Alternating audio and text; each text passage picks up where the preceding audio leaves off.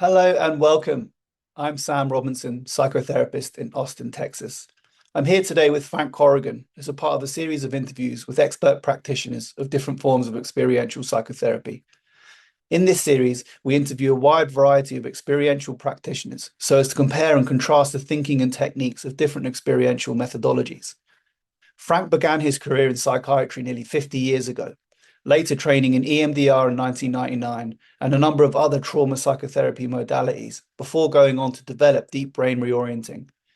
He co-authored the 2014 Springer book, The Neurobiology and Treatment of Traumatic Dissociation, with Ulrich Lanius and Sandra Paulson, and contributed as a co-author to Lisa Schwartz's 2017 book on the comprehensive resource model. Most recently, Frank wrote the definitive book on DBR with co-authors Hannah Young and Jessica Christie Sands, published by Routledge in 2024. DBR has since attracted formal research attention. Ruth Lanius and her team in London, Ontario, have studied the approach in a randomized controlled trial with clinical and neuroimaging findings currently submitted for publication. That's how exciting. Great to have you, Frank. Let's jump right in. Tell us about DBR and the way in which you consider it an experiential methodology. Yes, so I've been working over the decades really to find a way to help people with complex trauma disorders to safely process the experiences in a way which will lead to a general healing and a general reduction in the clinical symptoms of the trauma disorders. And I've trained in modalities that are very powerful and effective, but were sometimes too difficult to use in people with severe early attachment disruption and abuse history after that.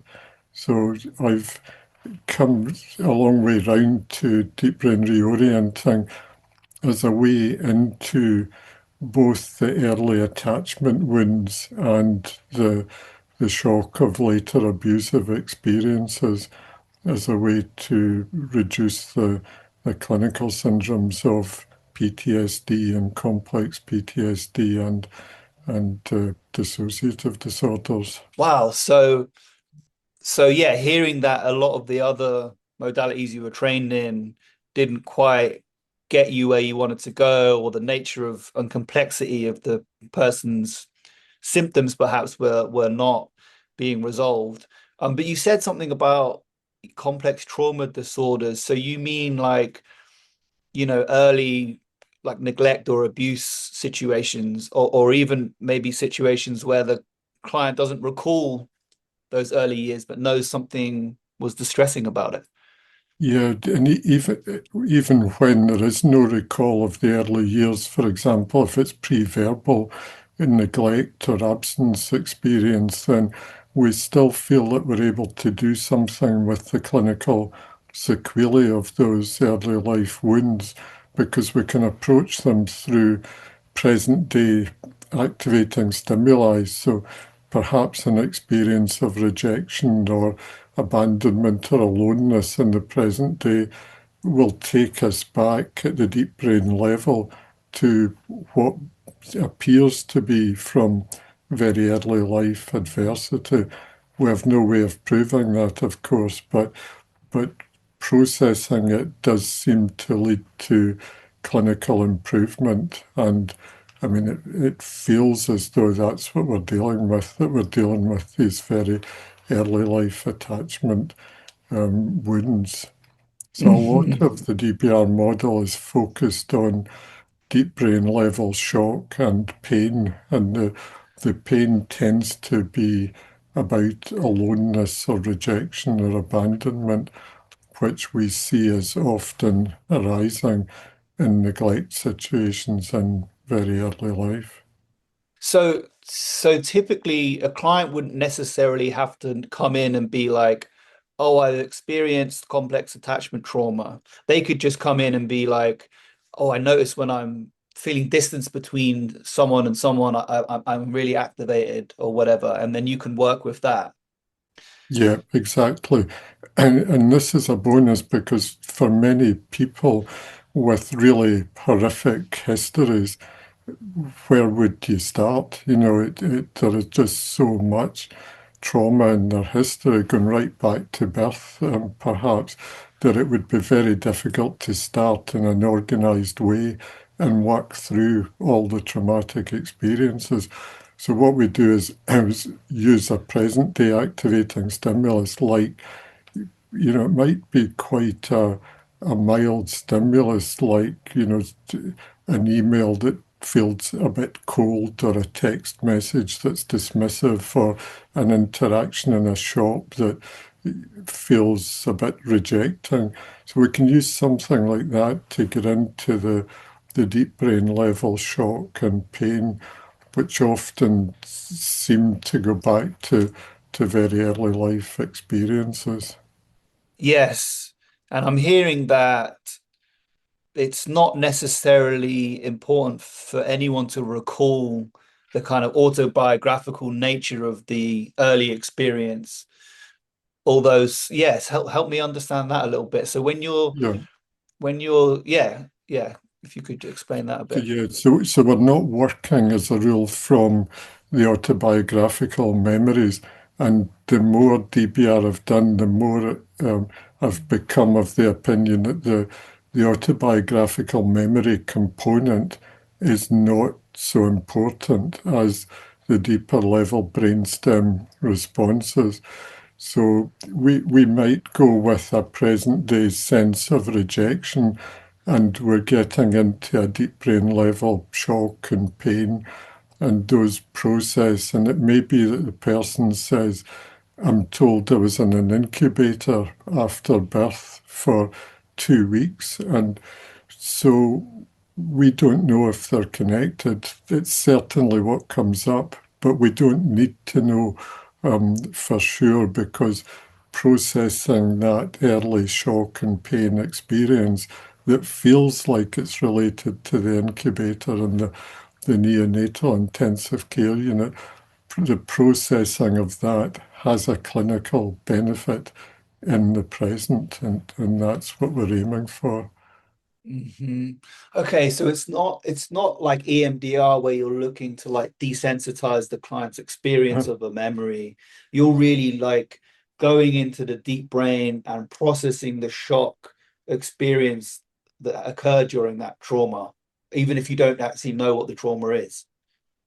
And if we do know what the trauma is, we're not looking for the worst moment of it. If we're working with a previous trauma, we're often looking for the first moment at which there's an awareness that something is going wrong, something bad is about to happen, because that's often where we pick up the really key moments of shock. And as that processes, then often an awareness of pain too.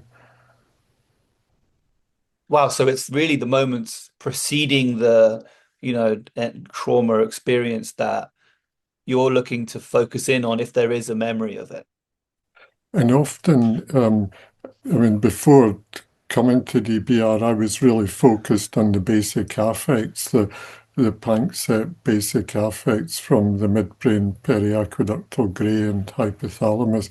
So I was always looking to promote the affective processing.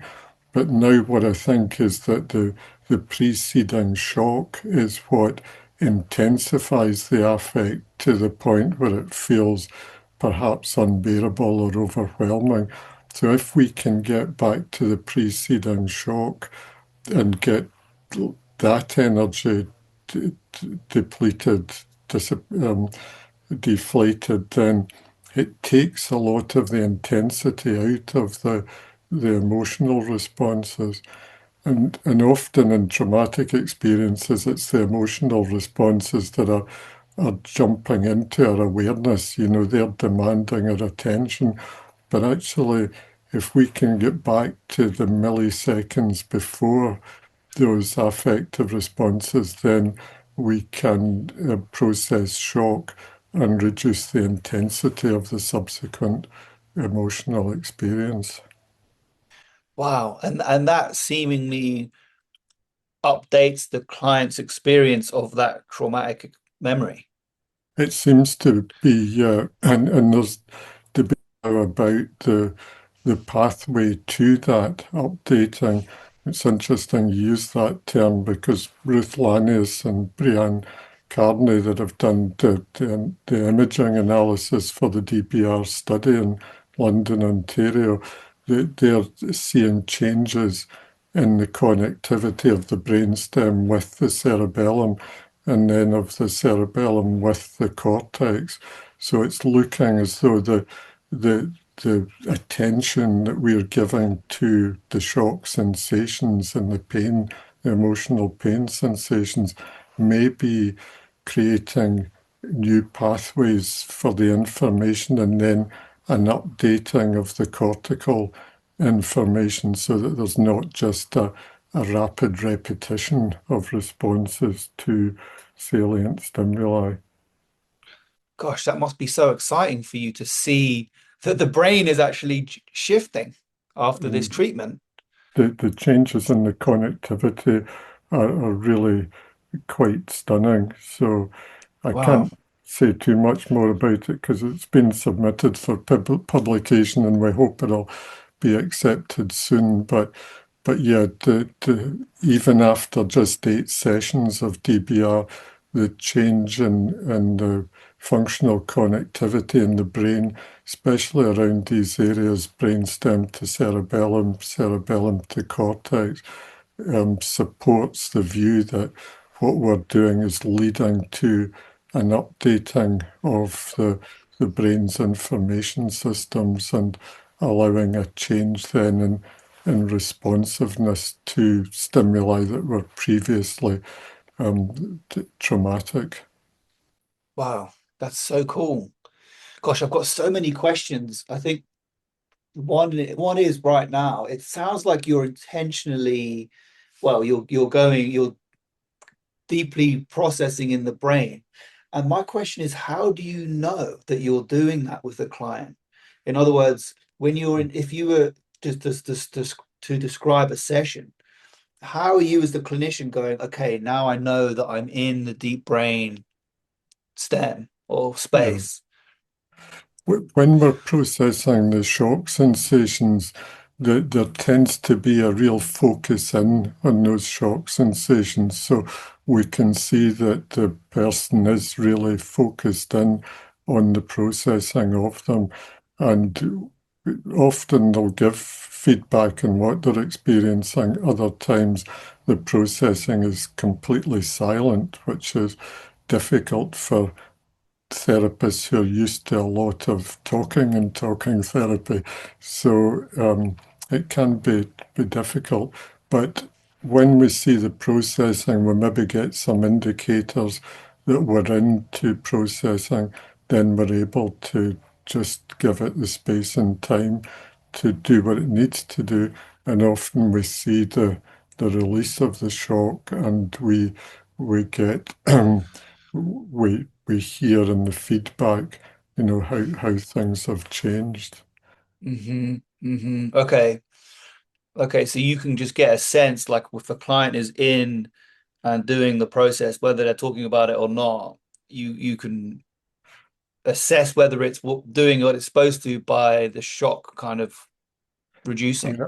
I like to get some details of the shock sensations at the beginning, but the first thing we get is an orienting tension. So if we've selected our activating stimulus, the email that was cold, we bring up the activating stimulus of the email, and then we get an orienting tension in specific areas of forehead, around the eyes, base of skull. And that gives us an anchor which Hmm. avoids overwhelm during the processing. So that's a crucially important piece of this work Hmm. because without that, we can get shock files opening, and then emotions coming in and pain, and everything gets overwhelming. But if we've got Hmm. a good anchor in our orienting tension, as a rule, doesn't work for everybody, as a rule, people are then able to be with the process without being overwhelmed by the intensity of it. And the more Hmm. we separate out the shock from the affect or the emotion, the less likelihood there is of overwhelm during the processing. Okay, so let me see if I've got you. So if the client comes in and the symptom is I got this email, it was cold, and I just felt horrible and worthless and rejected and all of that. The anchoring stimulus you said is sensations around the face.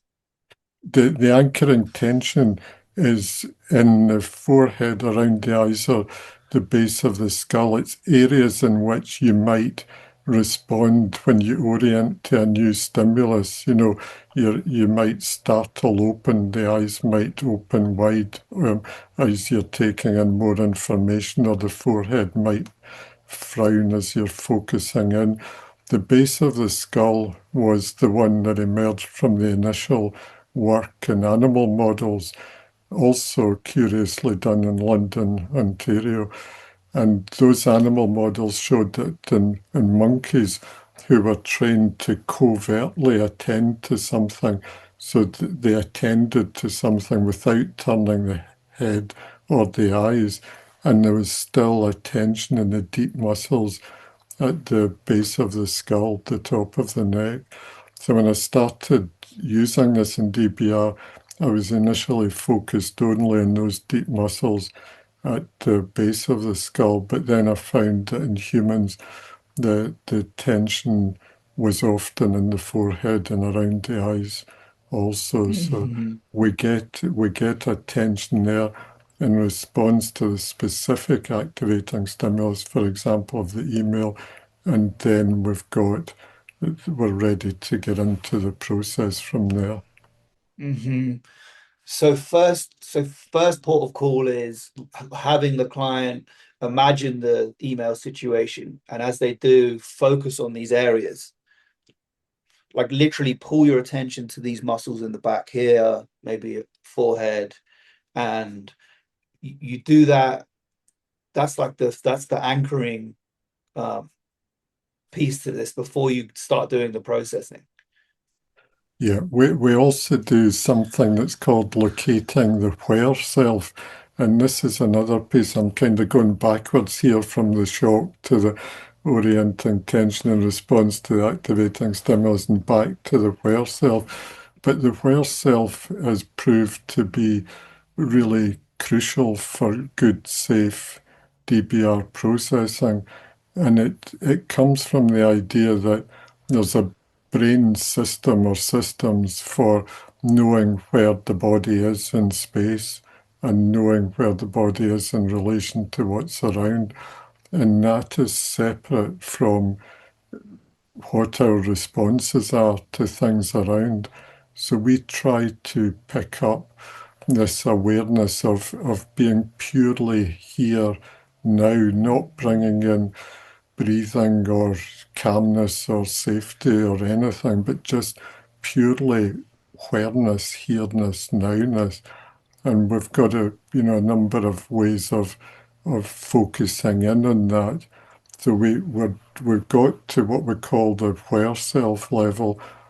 Then we present the activating stimulus. Now notice what comes into the forehead, around the eyes, the base of the skull, when you turn your attention to that cold email. And Hmm. so we're trying to keep it deep brain level, not using words even like imagining, but just the deep brain turning towards the cold email. Then we get the orienting tension, and then we're saying, now let's really slow things down and pick up the shock sensations. Okay. Okay. So the where self is kind of like resourcing, although you're not building up any preferred state. You're literally just like feel your body in space now. And And what's if that we like? Yeah, and of course, for some people, we can't use the word body because that would be too triggering of abuse memories, for example. Mm, So we may be focused on aspects of here-ness and now-ness that the person finds acceptable. So what is it like to be aware of the direction of gravity? what is it that helps you not to float up to the ceiling? Do you get a sense of that? If it gives you a sense of a vertical line, can you relate that to the head to tail axis of your spinal column? When you get that vertical, do you get a sense of a horizontal axis across the shoulders? So we're building up these axes of orienting in a way that's all about here-ness and now-ness, and trying not to use anything that would get into whatness systems or affect systems. And that's not easy, but it's an essential preparation for DBR processing. Mhm. Yeah, I was going to say it's tricky to know what words or phrases could be activating for a client. But here-ness And and now-ness is a good, if the client can comprehend that even, yeah, what's can you get a sense of here-ness and now-ness, whatever that is like for you, without yeah. even having to use words like body or whatever. Yeah, Um, yeah. So we adapt according to the client preferences, and we change the wording. But the key thing is to find wording that people can practice, so that they can work with this idea of being here now, and not necessarily going into what's happened, what will happen, how did I respond to that email. It's just let's look at that email as a stimulus, get the response to it once you're in the state of pure here-ness and now-ness, or as close to it as possible. Yeah, I was going to say it must be quite tricky, even the here-ness and now-ness part for people that are, have complex attachment where Yeah, being in their body just as a yeah, thing and out of their head is traumatic for them. yeah. And that's why, a lot of the standard regulation techniques or grounding techniques would not work. So this is a way of trying to separate out what's purely about here-ness and now-ness, and not even so much about the body, although we are focused on where the body is and how we can orient to what's around us, and how do we know where we're listening from or seeing from, how do we know the sense of space to the boundaries of the room that we're in, things like that. Yes. Okay, so got that piece, and then it's the stimulus, the Yeah, situation, and then it's the orienting tension in yeah, regards to that yeah. stimulus. And just to clarify, so the awareness and nowness, is that something you go back to if processing becomes intense or dysregulating, or is that just only the thing you do at the beginning? We don't go back to it during the session. We can use the orienting tension if we need to go back to something as an Okay. anchor. We may repeat the where self at the end of the session, but during the session, it's the orienting tension that we use as an anchor. Okay. Okay, right. Makes sense. It's the orienting tension that you could reorient to that if needed. Yeah. Um, so then what happens? They've focused in on the back of the head and the tension up here, and they're oriented to that. And then how does the session typically unfold then? Like um what's guiding the therapist at that point?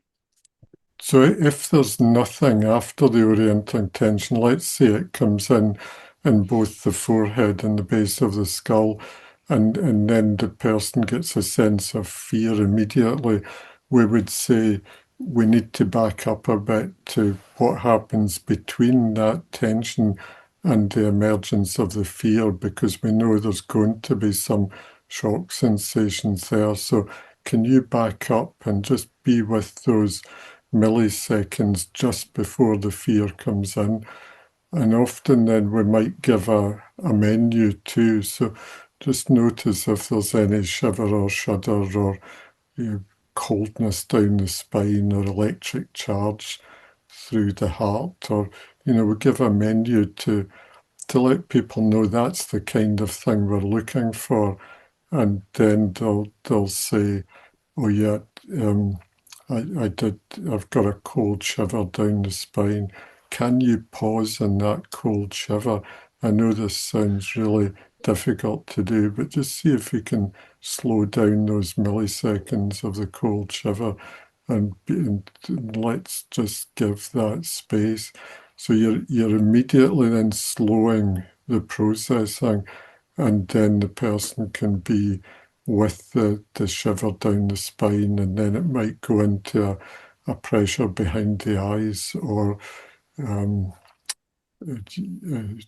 a pressure in the head, or more shivers or shudders or jolts, or things, other manifestations of shock coming through. And we just give them space. We're just trying not to do anything with them, but to give it space for the energy that's in those shock responses to dissipate and clear.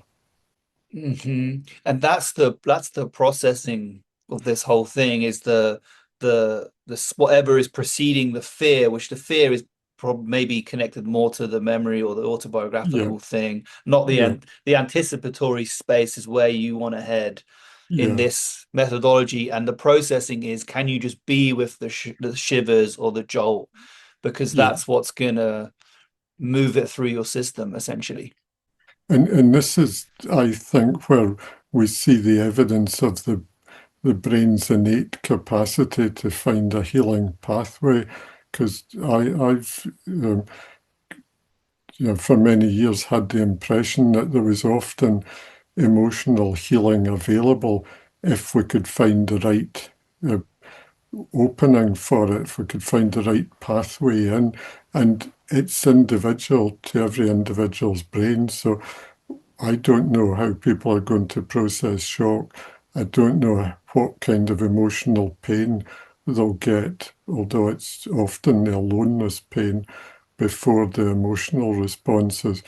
But if we've got it set up in this way, where self, then activating stimulus, then orienting tension, then shock sensations, and we keep it really slow here, that gives the deep brain a chance to find alternative routes for things that have happened repeatedly, in milliseconds, so fast that they couldn't be picked up. So we've slowed them down, we're picking them up. It gives the brain a chance to come up with something other than the way it's always dealt with it 100 or 1,000 times before. So that slowing down is a critical piece of this, and we have to be attentive during that. You mean it will do something different, or yeah, try and figure some other way to handle the thing. You mean a different solution to the experience, or however the client does learn to solve or deal with the attachment trauma, it will figure out a different way of responding to it. All at a deep brain level, also Okay. all at a subconscious level. So we argue that the responses, the habitual responses, have the regular responses have been established through different experiences, often earlier in life, and they just repeat and repeat whenever the same kind of stimulus comes in. So if we slow down and say, not in these words, but look at what your brainstem is doing here. There's your locus ceruleus activating your midbrain periaqueductal grays. So if we can separate out the locus ceruleus activations from the periaqueductal gray activations, in other words, if we can separate out the shock sensations from the emotional responses that come fractionally afterwards, it gives your brainstem a chance to give different inputs into the cerebellum and cerebellum to cortex. So something I think is happening in those moments that they're slowing down the millisecond by millisecond, and that's allowing the deep brain to produce a change that I couldn't predict, the patient couldn't predict it, but it gives the deep brain a chance to reorganize and restructure and all being well heal some of that early adversity or previous adversity. Wow, it's so fascinating. And also hearing you talk about the brain, I was like, gosh, am I going to have to learn how am I talking to the cerebellum right now? Or am I talking to Yeah, it sounds incredibly what could be complex. I'm sure for some people it's not. But are you in a session, are you actually tracking that in your mind? Okay, this could be if I could resolve this part of the brain or this part of the brain, like is that kind of thinking happening in a session that for you? that's the way I work in a session, yeah, because when I'm seeing the shock sensations coming through, I'm thinking about locus ceruleus and the pons, and then when the intense affect's coming through, I'm thinking about the dorsal columns of the midbrain periaqueductal gray. I'm wondering where is the pain in between the shock and the affect, because often the aloneness pain comes in between. And I think it's useful to have this visualization, and who knows, I may be way off the mark, but when we see the defensive responses, it's often helpful to have an idea because we can go from the intense affect to the more shutdown states, for example. And if we are carefully tracking shock to intense affect to submission collapse, then we know what we're dealing with, and we can help to avoid a complete shutdown, for example, so that we can continue the processing without a complete collapse or a shutdown. Wow, okay.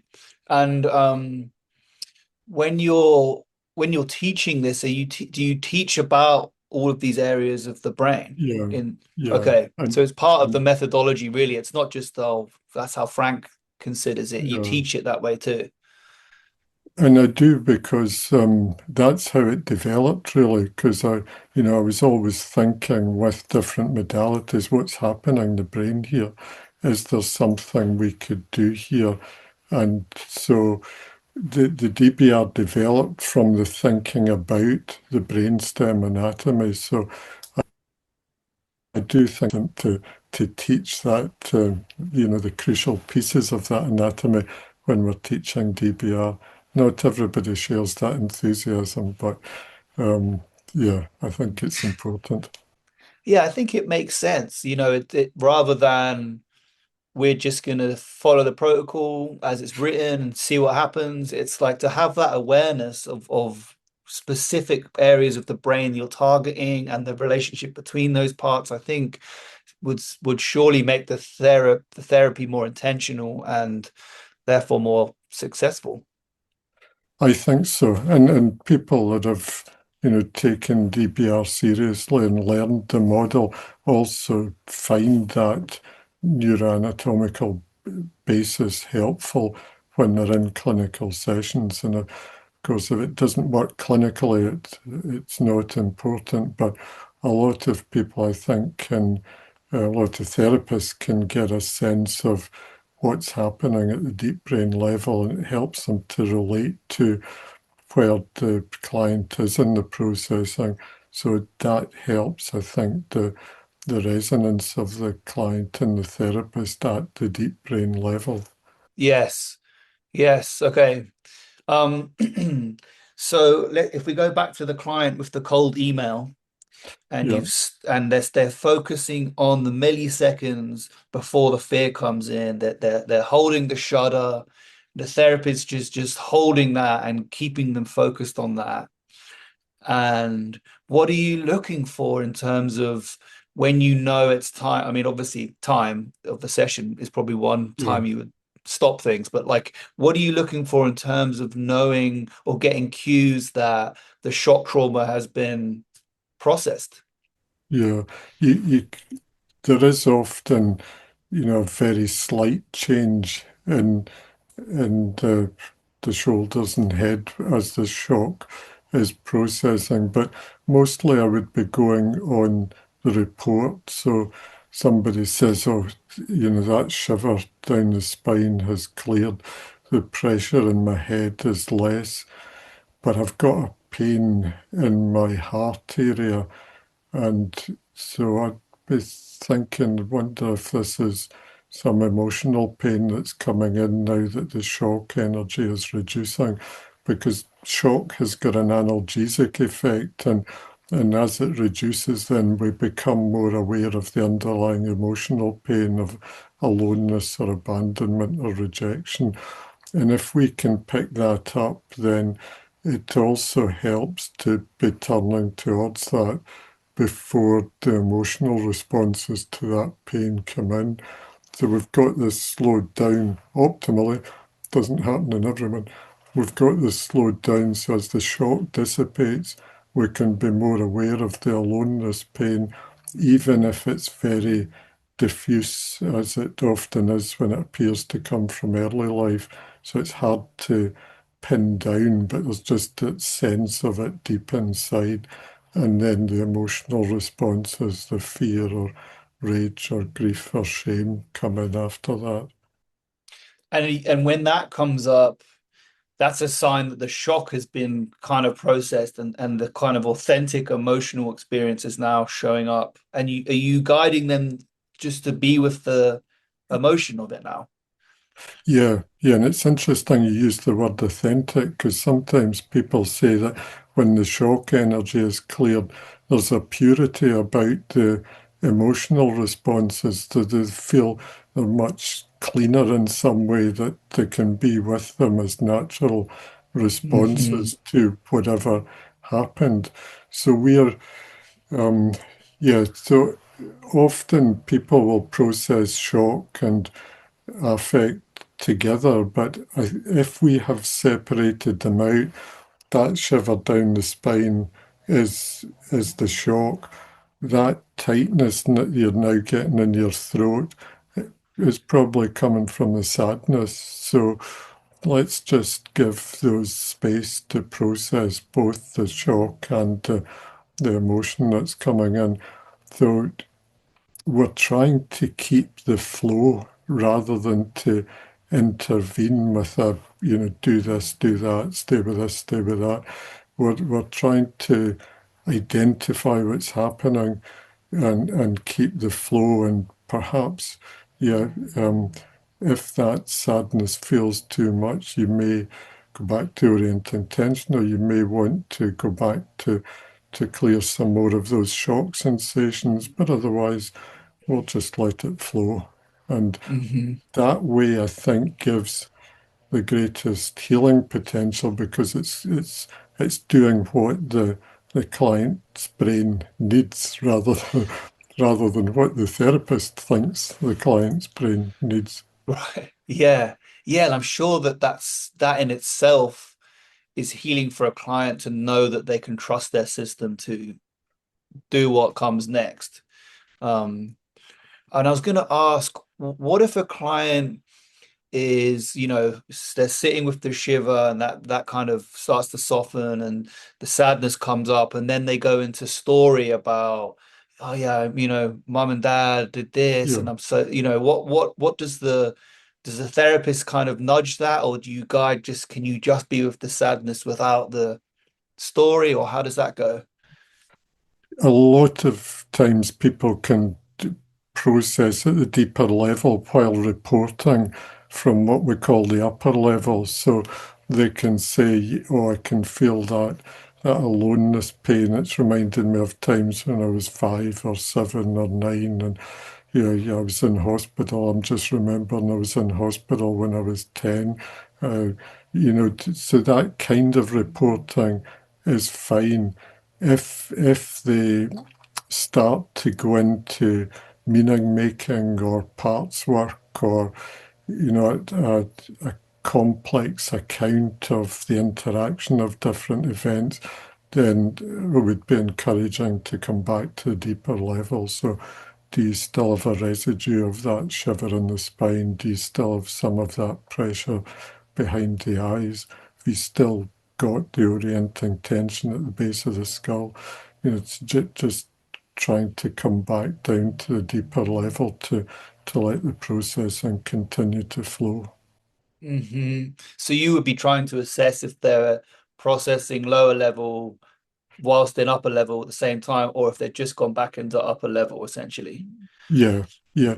And especially for people that are used to doing very cognitive approaches, or memory-based approaches, they've they'll often think that's what's required, to go to the upper level and get more details of memories or get more thoughts and ideas and meanings about what's happening. But mostly people get this distinction between the deeper level and the upper level, and can gently be guided back to the deeper level to continue the shock and pain and affect processing. So do you ever find it useful to do a little bit of psychoeducation? I mean, I'm sure people who find you now know what DBR is, but for other Yeah, people who want to learn this, would it benefit a client to know this is what we're shooting for? It's less about talking through the pain and yeah. all of that, and it's more this other intensely focused work. Yeah. Oh, yeah. The psychoeducation, I think, is really important because we want people to understand what's happening during the work. So the psychoeducation about the orienting tension, about the shock, about the aloneness pain, which is often, in my view, the core of traumatic experiences, even when there's Hmm. some horrible abuses as well. It's often this sense of aloneness, the pain of utter aloneness that is at the core of the trauma. So we would be looking to educate people about, the shock, the aloneness pain, how we're not going to be focusing in on that too early because, by definition almost, it's something the brain gets away from, and then the emotions that follow that pain. So all of that is good education before doing DBR sessions, but often I find during the sessions it can be helpful to that shiver down the spine. That's what we call shock. Is it okay just to pause on that pressure in the head? That's almost certainly shock too. So yeah, if you're okay to give space to that as well, that tightness in the throat, that pressure in the chest, that these are probably with the emotion coming in too. So we'll just work separately with these different sensations and just do what you can to keep them separate, let them process separately. Okay, great. So so the client's getting in touch with the aloneness pain, and that process is coming along, and they're staying in that, and whatever is emerging, authentically, or what was the word you used again? It was purity was the word that somebody used about the sadness that came through after Hmm. the shock had processed, instead of the grief being intense and complex, it seemed to have a natural simplicity might be a better word for it too, that Hmm. that it's less complex. It just is as a natural response to whatever has happened. Right. Yes. Yes. So they're in touch now with just, yeah, the simplicity, or the sadness that actually fits with the experience. Yeah. And so you're guiding some of that. And then is the goal, or is at some point, do you ever, with the client, with the email, do you ever ask them, how is it now to think about that email, to Yeah, assess if, yeah, go yeah, ahead. Yeah, I don't now. I used to think in memory reconsolidation terms that it would be important to go back and check on the trigger and check that it had processed.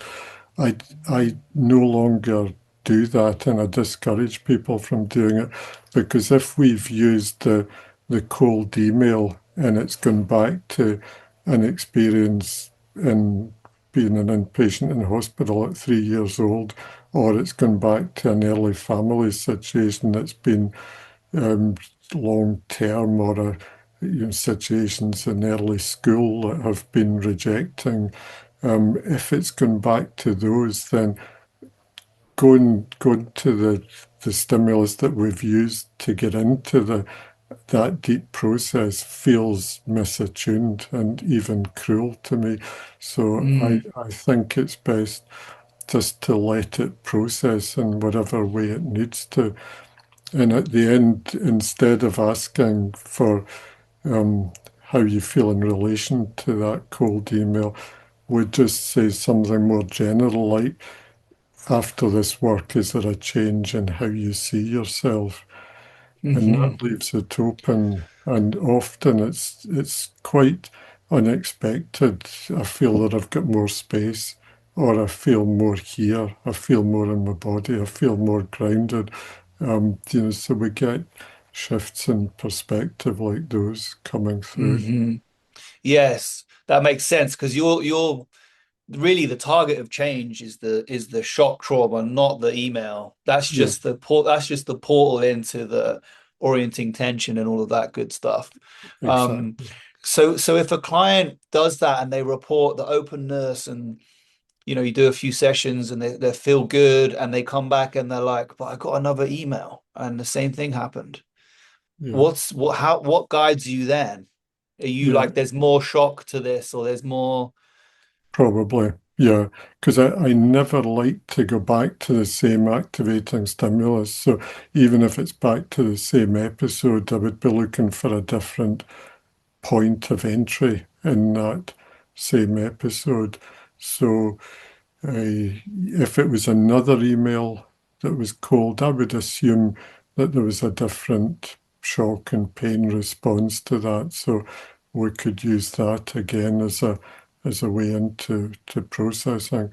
And it means that if people with very complex histories are having difficulties in present day relationships as a result of those early life experiences, it means that we're able to help them in a way that makes a difference in their life week by week, because we're working with things that are arising now and helping those to clear then improves their current relationships and current quality of life.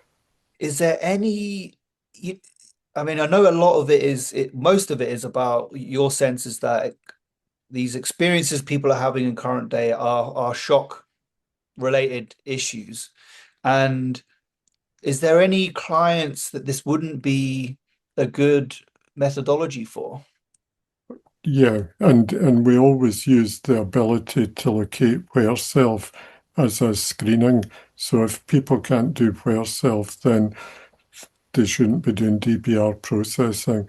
But it does mean that they can be working on finding ways of uh, locating where self, so they can be working on that, even if it takes a long time to get there.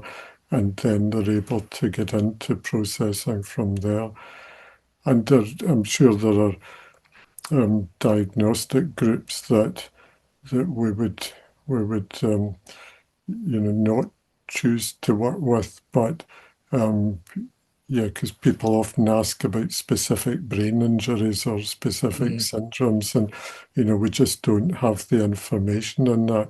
So all I can do is say, if you can do where self, then go forward very gradually and check out, can the person then get an orienting tension for something really small in the present, and then you can edge into the treatment that way. Because if you can't do those things, then you don't go forward. if you can, then you can get into processing and go deeper and deeper over time if the person is coping well with that. Can you use it, with any kind of symptom? If someone is sort of like, I think I had a pretty good childhood, but I just noticed that, when my wife turns away, I kind of feel, rejected inside. Because can it be, I mean, that's still kind of intense, but I wonder if it has to be, um, is there any symptoms where you're like, oh, this is probably not a deep brain issue or something like that?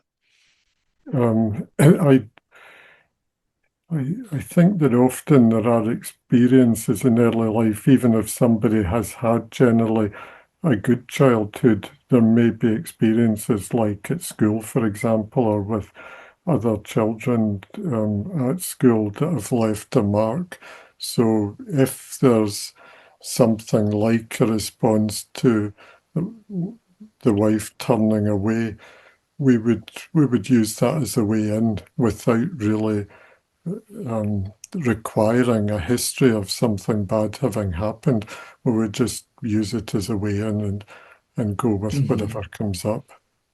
Yes. Yeah, as I asked the question, actually, I was thinking, yeah, when clients say everything was great, it's like even subtle attachment ruptures that don't aren't very prolonged could still initiate a shock Yeah. reaction, whether it's at school or with a parent. Um, okay, great. And do you still do EMDR, any of that, or CRM, or you just DBR is my lane now? Yeah, I'm just in DBR. And initially I thought, I mean, I think because the way of seeing shock was so different from other models, I was initially a bit diffident about it. So, I was thinking that DBR would be used in conjunction with other approaches. But the more I've done it, the more I think it's most effective if it's just done on its own. So I encourage people if they're doing DBR just to do DBR, not to bring in other modalities. So Hmm. it's just Hmm. because I think it does work at a deeper level. It does work with a shock energy that's not encountered in other models. So it bringing in other models tends to dilute the effect of it, I think. Very cool. I was going to make a joke that, like, Frank says, you got to be loyal to the model if you're going to do it. Yep, yep. Yeah. Uh, So we've got a couple minutes left, Frank. This has been super interesting. And I wonder if you just have any nuggets for people that want to start to learn or train in it. Where can people start? yeah, we do run trainings and we're gradually spreading the trainings out. So we've had them for some years in Canada and the USA and Australia, but also in a number of European countries. So we have been gradually bringing the trainings to people. I do think it's important that people do the training and rather than just pick it up from the book, for example, and try it out because one of the key pieces in the trainings is the practical experience of receiving a session with DBR as a client, being able to practice it as a therapist. And those experiences of DBR sessions all being well change the person's perspective on the work that they're doing. So yeah, we do encourage people to do the training rather than just to read the book Mhm. and work from there. Are you doing most of the trainings, or do you have um, certified people that are doing them on your behalf? In the early years of this, I was doing them all, but we've now got other people certified as trainers in DBR. So we've got some based in different areas now too, and gradually trying to extend that so that Great. we're able to meet the demand wherever it arises. Are you doing any of them anymore? I still do, yeah, I still do a lot of training. Yeah, Great, yeah. great. Um, and where's a good place for people to go to see where trainings are being held and that sort of thing? Yeah, the Deep Brain Reorienting website is the best place, I think, to go to to see where the trainings are, which time zones they're in, and which language they're being interpreted into.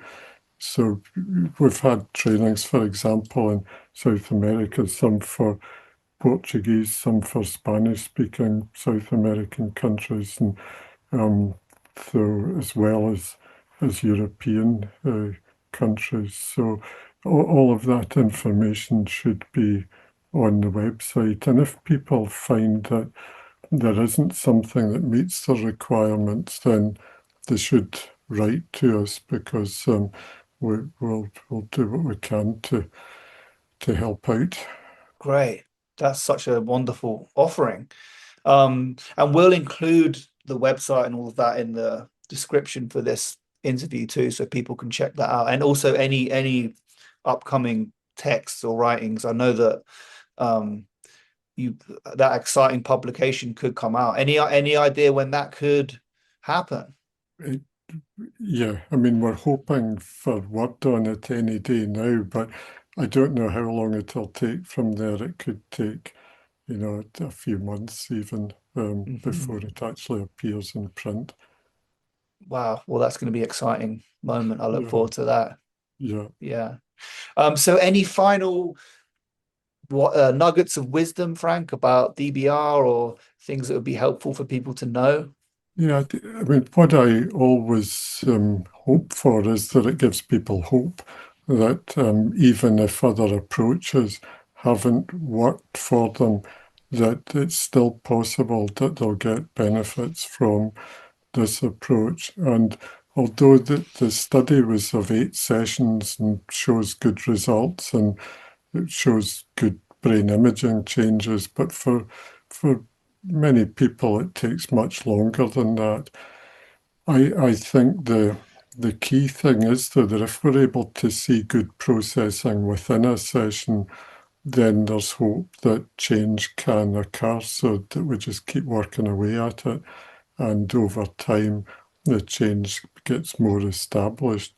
So it can take a long time, but even with those small changes, I think there's hope for an eventual healing, eventual Hmm. recovery. That's great. I love that. Leave us with some hope. Well, thank you so much for taking the time, Frank. This has been super interesting and I feel inspired. Um, and yeah, we'll share the interview, share all of your website and all of that stuff. But yeah, thank you so much. Well, thank you for doing that, and thank you again for inviting me.